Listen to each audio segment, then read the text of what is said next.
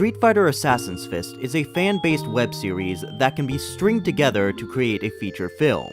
What started off as a proof-of-concept short back in 2010 would later get the immense pleasure of being backed by Capcom itself, and would go on to be critically acclaimed. This is one of many fan films that you could find on the web, all of which made by small groups of passionate fans that put forth amazing feats of cinema for what little they can do, and of course, we're gonna be talking about none of them. Instead, we are turning our backs to these as we stare deep into the frightening abyss. Because, my friends, we are going to dive deep into the hellish landscape known as bootlegs. Originally used as a term for smuggling alcohol around the time of Prohibition, has now been twisted and mangled into describing knockoff products of strange quality, the type of quality akin to looking into the madness of Dagon, and none are more plentiful in this macabre art of rip-off insanity than China, the Red Nation, the product manufacturing juggernaut, the home of Hong Kong 97!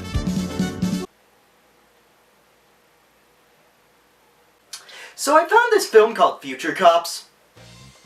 Greetings, my friends! It is I, DavKav, your favorite schmuck, and I want to welcome you all to the final stop of live-action fighting game movie marathon 2, Rainbow. And you know what? I'm just gonna say this now. You see, the past 2 years of this marathon I've been doing was leading up to this one film.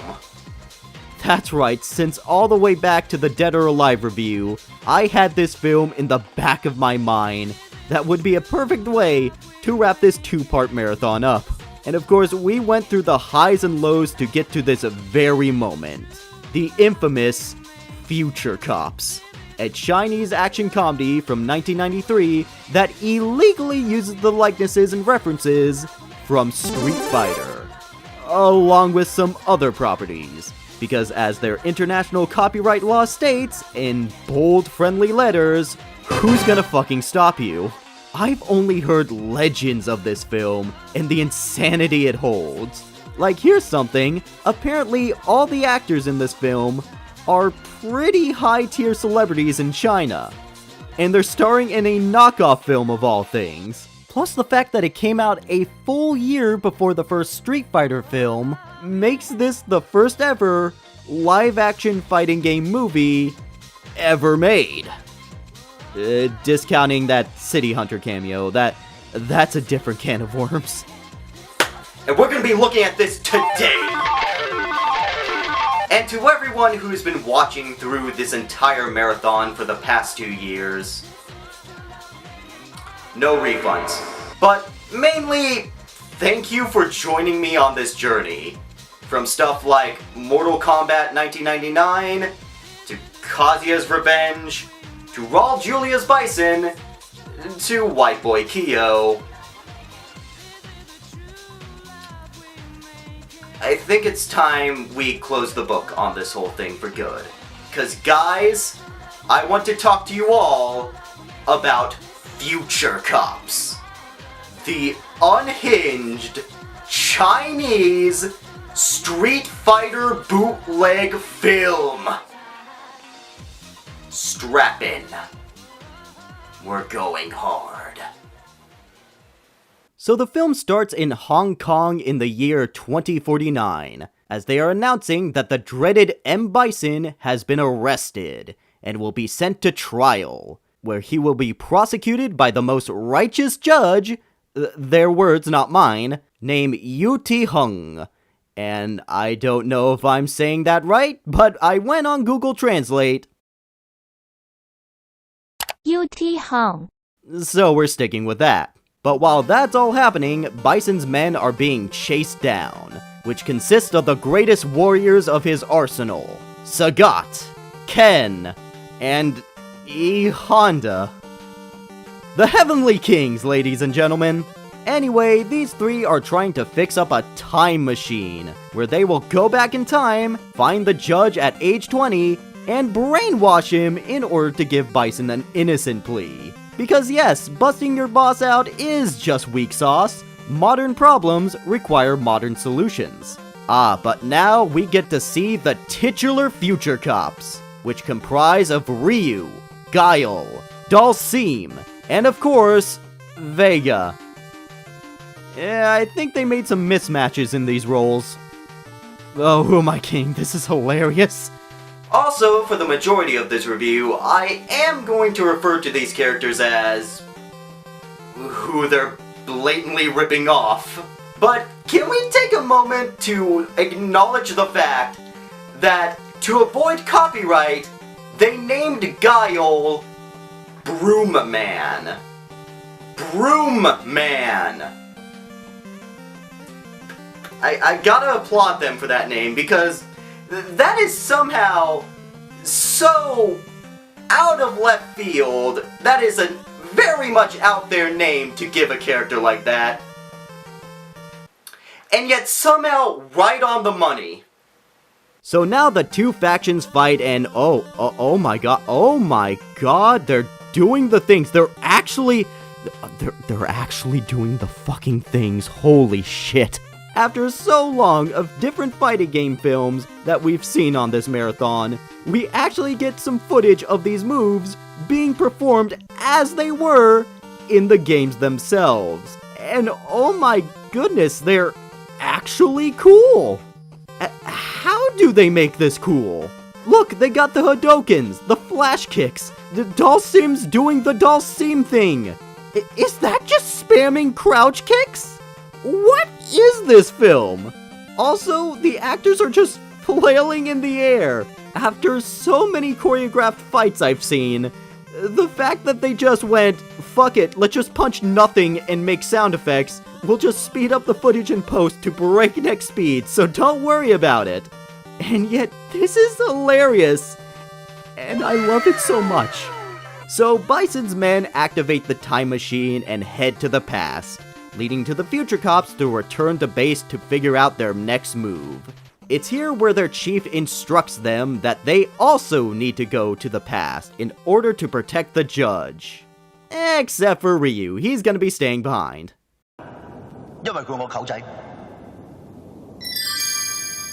And there it is! Good on ya! Oh, this film is definitely cultured, as it now continues the legacy of having our poster child Ryu not being important to the overall plot. And he never will. So Ryu won't show up again until the end of this film, meaning that we're gonna be stuck with these dunderheads, who proceed to beat the ever-loving hell out of Ryu before we cut to 1993 at a high school. It's here where we meet our actual protagonist, a 28-year-old high school student, Tai Hung. Yep, 28. And I mean, to be fair, I think they're kind of assuming everyone's in their 20s in this film. God, I hope. Which actually kind of reminds me of that one scene from The Simpsons where Bart imagines himself being held back in the 4th grade for like 40 years and now he's an old man. And about like in a few years that nightmare will come to fruition because The Simpsons will be on for probably over 40 years and he's still in the 4th grade. That is a dreadful thing to think of. Christ almighty. Anyway, back to the plot. Yep, this is our hero, ladies and gentlemen. Everyone hates him. And by that, I mean people tend to pull pranks on him, like cold cocking the back of his head, in which he has to protect himself with a goddamn flail. He also tends to get a lot of punishments by his teachers, where he also gets made fun of by majority of his peers, in which he retaliates by threatening to... Open wide, kids, cause I'm gonna...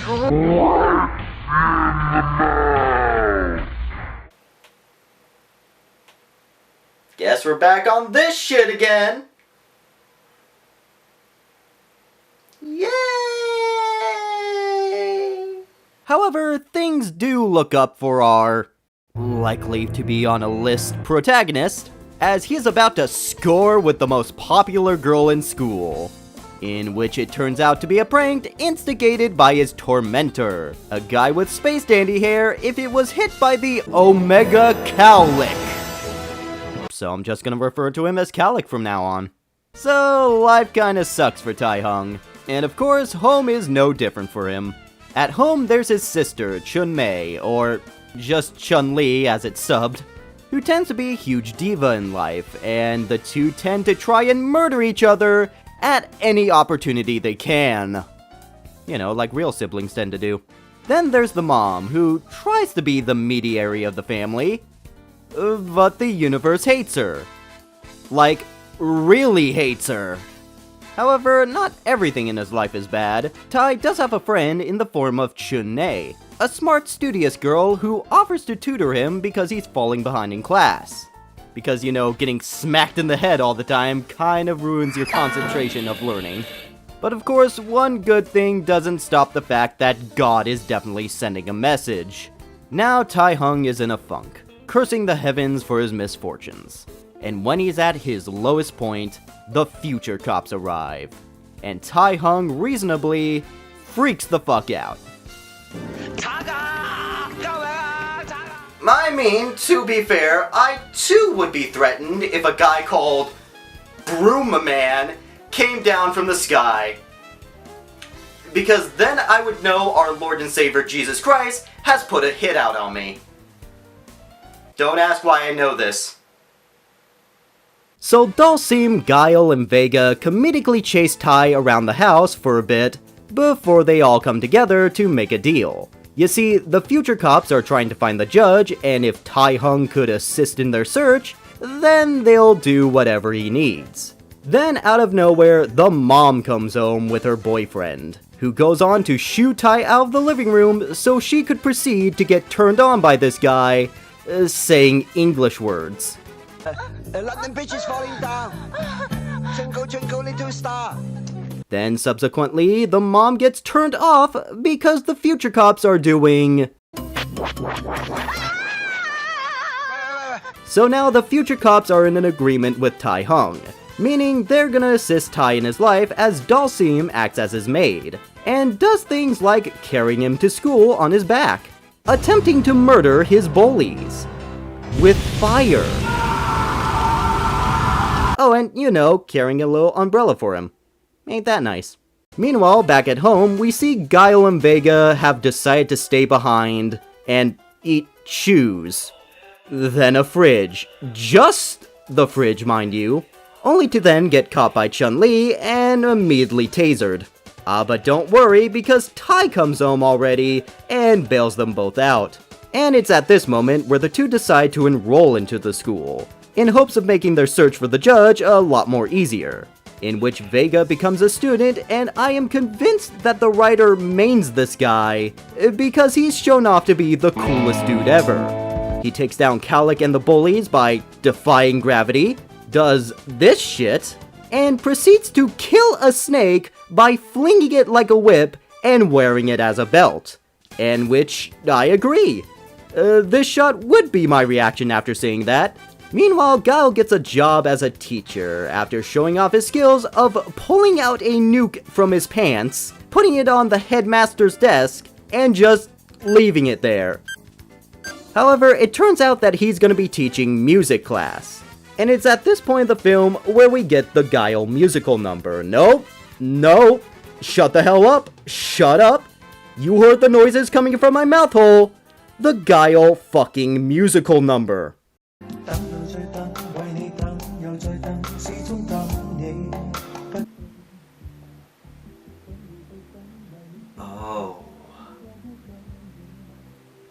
Oh yeah, now the popular girl falls for him.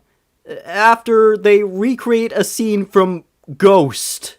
So we then cut to Vega returning home and doing the funky strut for some reason, before he gets caught by Chun-Li, who threatens to call the police on him.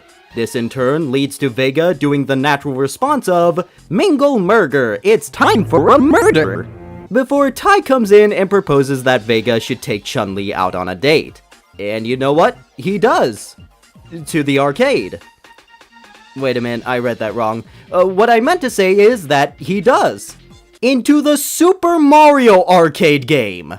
Yeah, they just teleport into the game itself. Then they go on to talk about how Vega never dated anyone because in the future, dating was banned in order to stop the spread of AIDS. What do you mean? Yeah, dog, this film's got everything. It's got Street Fighter. It's got musical numbers. It's got Mario. It's got AIDS. What the fuck is this film? So the two decide to take drugs and get their freak on about it, while people are watching.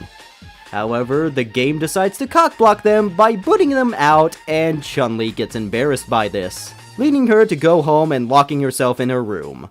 Vega does try to comfort her, but then this happens. 你閂埋都冇用㗎，我一掌就打爛佢。你唔好啊，我都插死你㗎！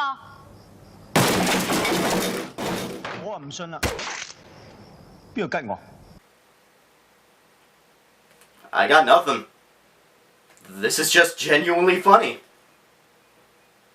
So after a heart-to-heart, the lovebirds play bingo or something, as we then cut to the School Olympics. We are just here now, roll with it. We then see Tai Hung is participating as well, as he makes a promise to Choi Nae that he will win the championship, and he accomplishes that goal like many famed athletes before him. By cheating! Besides getting an actual fire lit under his ass, Dalsim bestows Tai with some special chips that, once eaten, will give him the powers of one of the future cops. So basically, through the power of future drugs, he was able to win the grand prize and get away with it. That's right, baby. This is what the enhanced games are gonna be all about. Fuck hard work. Fuck skill. I wanna go see some human muscles filled with the most dangerous drugs known to man, and I wanna see who will explode first on the track meet. The Dark Olympics start now!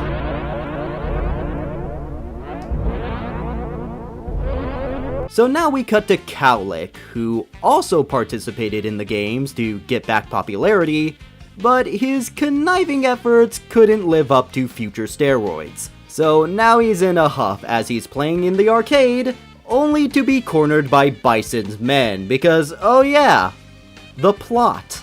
So Bison's men, who go by, and I'm not shitting you, the Future Rascals, force Cowlick to help them as they find the judge. This involves Ken getting enlisted as a teacher and uses Sagat and Honda to boost his popularity. He then enters the classroom where Vega is located and secretly hits him with needles.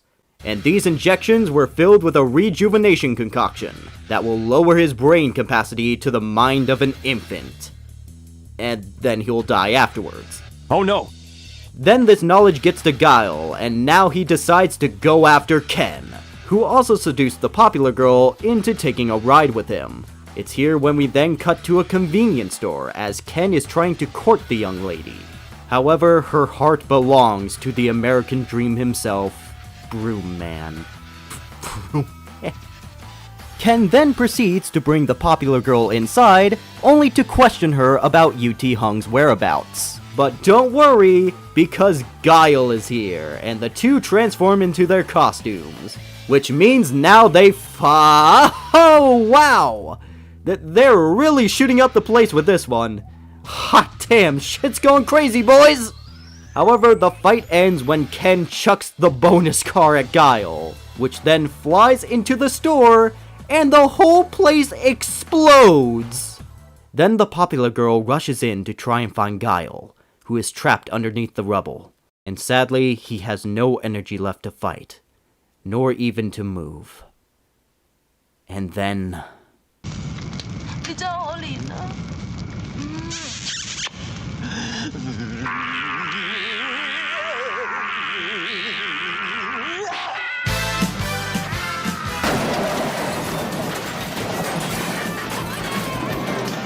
The legendary horny boost? I've only heard this in legends. Now Guile is back into the fight as the two of them decide to clash each other with cars, until Guile gets the upper hand and defeats Ken. Now that he's victorious, Guile demands Ken to give Vega the antidote, and when Ken refuses to do so, Guile has no choice and proceeds to go, pretty please? Man, you know what? It fucking worked! As Guile's about to die, Ken swoops in and gives him the antidote. The power of please, ladies and gentlemen. We then cut to the future, with Bison trapped in his electric ball cell, only for him to get broken out thanks to the help of his putty squad. And now Bison is free, and decides to go into the past in order to kill the judge himself. But enough about that, because now it's time for Tai Hung's birthday. And even that's not important, because now we learn that the mom and the boyfriend are going to get married, meaning that Tai Hung's name will have to be changed to UT Hung, the name of the judge.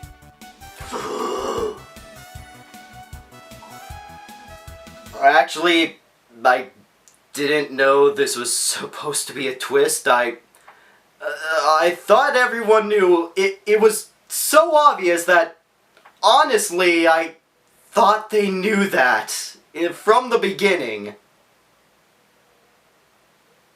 And I wouldn't put it past that movie if that was the fact. So Cowlick meets up with the future rascals as they welcome Bison into 1993. Bison then demands info about Tai Hung, in which he uses Cowlick's knowledge in order to kidnap his girlfriend Choi and take over the school to make them do this and this. This is what the Purge in real life would be, let's be honest.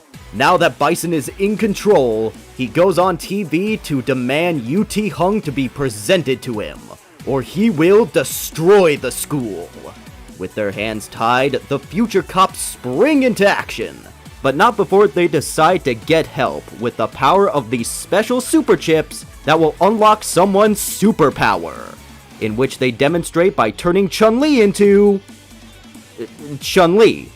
Which, fun fact, this design would be the inspiration for the fan-favorite character Jury down the line. And the Foot fans rejoice of that fact. They also decide to give Tai superpowers. However, this superpower is going to have to take time, and it will require for him to have a giant ball inserted into his nose. This obviously deters Tai as he decides to run and hide until this whole thing is done, leading to the future cops to try and find someone else to help. Cue in the parents! But while that's all happening, we cut to Tai moping about until he comes across a sweater made by Choi, which gives him the drive to go and fight.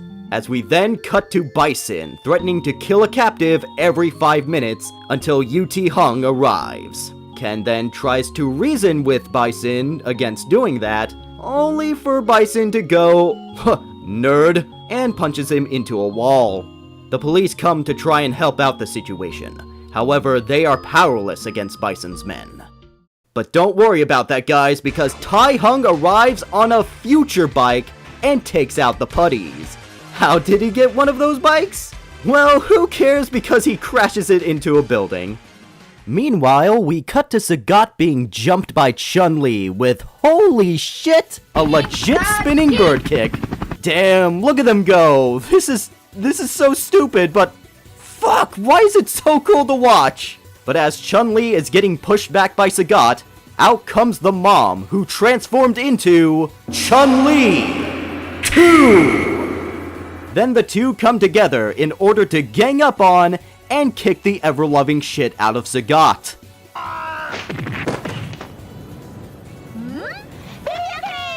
Yatta! Then we cut to Bison being confronted by the future cops. And oh shit, look at them go! God, I love the fact that they're just punching the air, but somehow this is more intense than most of the fights I've seen in these marathons. But alas, it seems like Bison is getting the upper hand, until he's suddenly attacked by the electric beach ball, which turns out to be the boyfriend who transformed into Blanca. And yes, he does just turn into a beach ball. And I love it. Meanwhile, we cut to E Honda searching the crash for Tai Hung. And it's at this moment where Tai's latent abilities come forth, and he transforms into...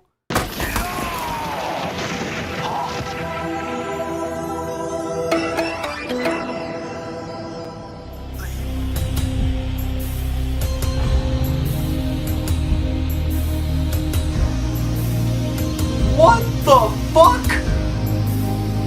Okay, just give me a minute. Just give me a minute. I need to process this. Okay, just breathe. Just breathe. Goku! This bootleg Street Fighter film just added Goku from Dragon Ball. Why? How? Did it shut up? This is amazing! So Goku shoots E Honda with a spirit bomb before going after Bison. But not even flailing intensely and shooting the friendship blast could defeat the general, because as Ken states, he is a robot, don't stop, to crash into pieces. So then the team enacts their ultimate finisher, which involve holding him down, drilling a hole into his chest, then shoving a nuke into that hole and have it explode!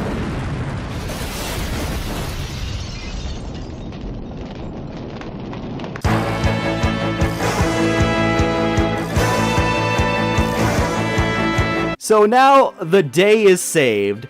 Everyone gets to confess their love to each other, except for Dalsim, who is eating a pepper.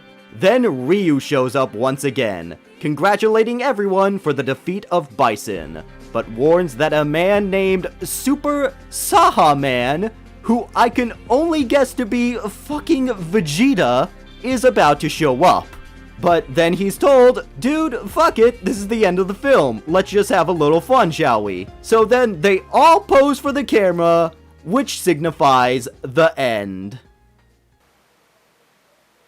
Yes! From the beginning of both parts of this marathon, I went on record that Mortal Kombat 1995 was the greatest fighting game movie ever made. And now that's been dethroned by Future Cops! This is a movie that shows it doesn't care. Not in a way where the people making it didn't have any drive towards it, but that they had so much passion into this that they just did whatever the hell they wanted. Yeah, let's do all the special moves. Let's have a musical number. And you know what? Screw all you guys. We're adding Goku. And it's clear that everyone on this was having a laugh over it. This is an absurd film that relishes the fact that it's absurd and it's funny, both intentionally and through the awkward translations.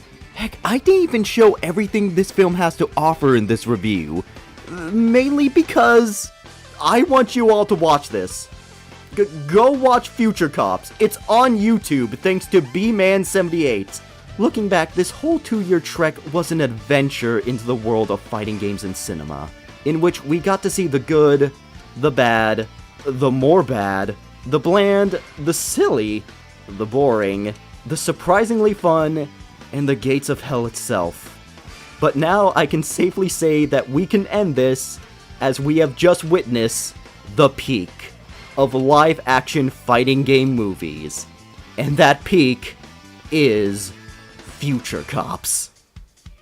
And that's how you end a marathon, people. Next year, I'll plan on doing something completely different, so stay tuned until then. But thank you everyone who stayed through this entire journey. I love you.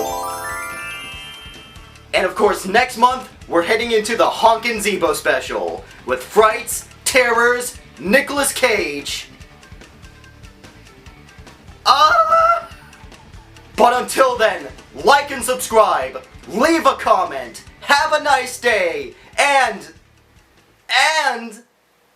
Fuck, I want to watch this again! Rewind the tape, boys!